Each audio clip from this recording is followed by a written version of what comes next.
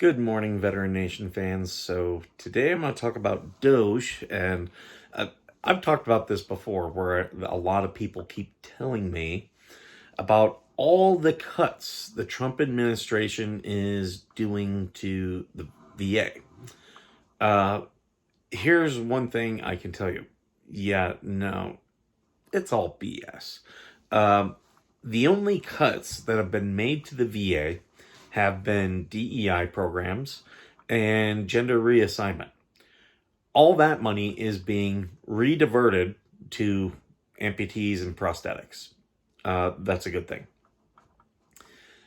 They've talked about the veterans who were laid off. Well, again, those were either DEI programs, and here's something that's interesting. DEI was the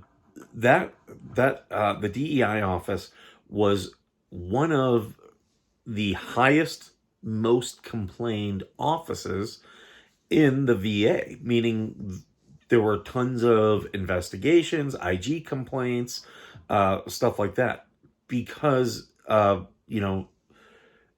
when you start putting people in a position where they can pick winners and losers, very quickly power goes to their head. And it was still a very new office, so that's what happened. So getting rid of it is an overall positive, in my opinion. The gender reassignment, that we have veterans who are waiting for surgeries, and life needed care. People who are in pain and need surgeries, who are just put off by the VA. And gender reassignment should not be a priority at all. Like, it's ridiculous. And you're tying up our surgeons while people can't get needed health care. So I've got no problem with that going away. Now, if they wanted to, if the VA was gonna send it out to others, I'd have no problem. But Trump just got rid of it. Trump from 2016 to 2020 did improve our healthcare, and I can talk about this personally. I have benefited from the Mission Act. The Mission, and I'll give Obama credit. He created community care. He signed that into law. But when Obama signed it, not everybody got community care. It was only if you met this criteria. Trump signed it to where, if you're unhappy, you can just go into community care and get a local doctor. You don't have to drive 100 miles to your closest VA hospital. And that's how far. Mine is actually 97 miles away from me, which is ridiculous. No veteran should have to travel that way. Now, for any of the people who want to come at me about this, here's one thing I'm going to let you know.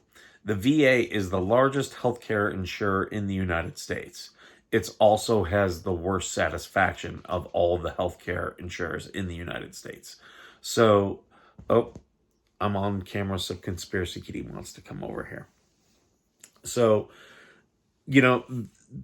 all the people who want to tell me about how great their VA is, good on you. Guess what?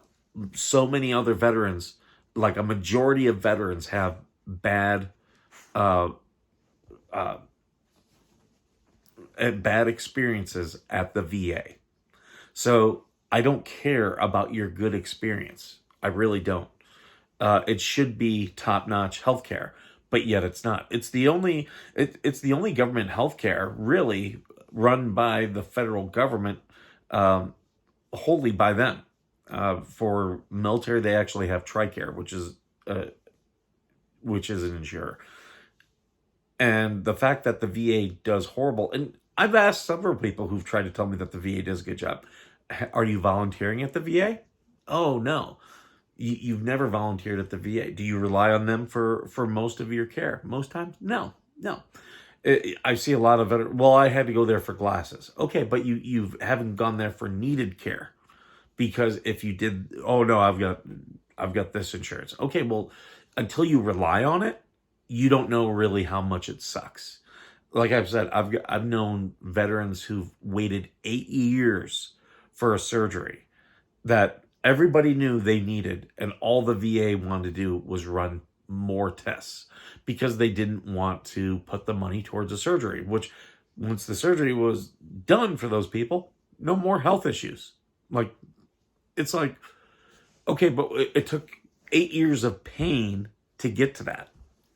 So, uh, there's a lot of people who are defensive and I've had people, they're still coming at me. I had one yesterday came at me and said, well, you're losing your benefits. I have not lost any benefits due to DOGE. I've not lost any benefits due to President Trump's uh, policies. Not one. The VA hospitals need to go away. We should be put into a private insurer that the government negotiates the price for. But I strongly believe that all these VA hospitals need to be given to Health and Human Services, and we can then, as veterans, go to them if we want to. But they should be local hospitals that you could all go to. A federal hospital that, okay, if you go to that one, it will be, a little bit cheaper than the hospital in your network. Like,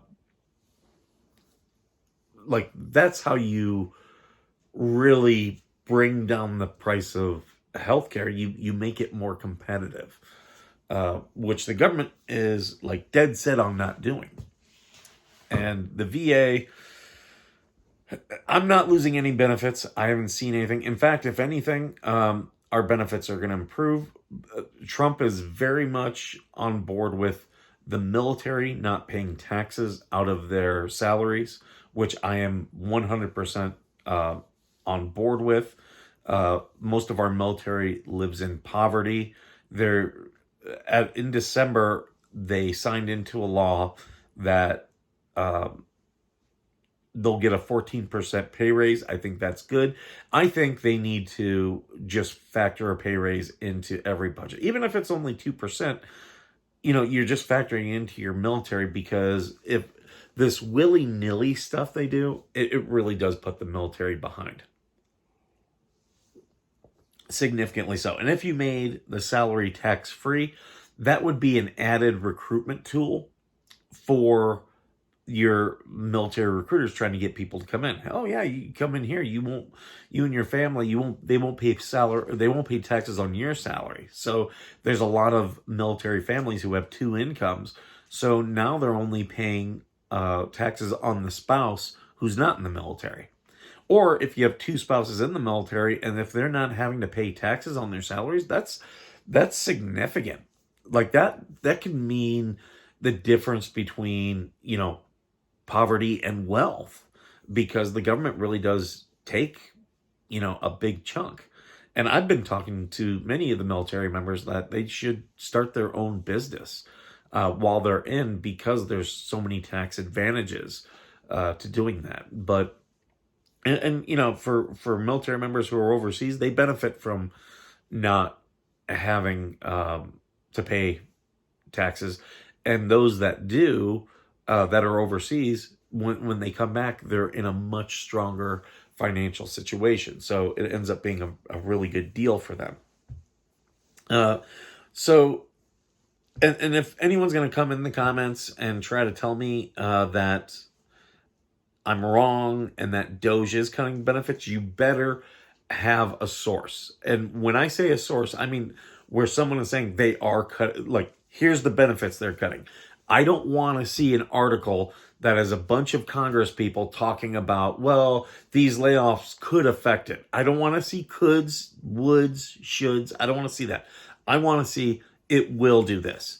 And because when I challenge you on that, you're not going to be able to find anything, because it's just not happening. I will say I've seen Secretary Doug Collins, who is the VA secretary. I've seen him out talking, and I really like a lot of the stuff he's talking about. I really like the initiatives that he's talking about. So I'm very optimistic that the VA will improve. Like I said, 2016 to 2020, it did improve for me. And I'd gotten out of late 2015, so I was able to experience that, in that 4-year period. It didn't get worse during Biden's, I didn't see many significant improvements. Yeah, the PACT Act was signed, but as soon as they signed the PACT Act, all the conditions that the PACT Act said, okay, yeah, these are now, you'll get accepted for these positions. They then said, okay, now we're going to pay less for those conditions. And that is 100% what happened. So the PACT Act was not as strong of a bill as what it could have been. It was a good bill, don't get me wrong. It does make it easier for people to get some of these VA claims, but all the government does is tie everything back to the 100% VA rating, and that's a problem. That is 100% a problem. If you start tying more to 50%, more veterans would stop. They would just be like, okay, well, I've put in enough claims, I'm happy. But to get free license plates, to get property tax exemptions, you have to be 100%. So they're incentivizing veterans to put in more and more claims. So there we go. That's my discussion on the VA this morning. Thank you guys all for being here. And as always, thank you for being worth serving.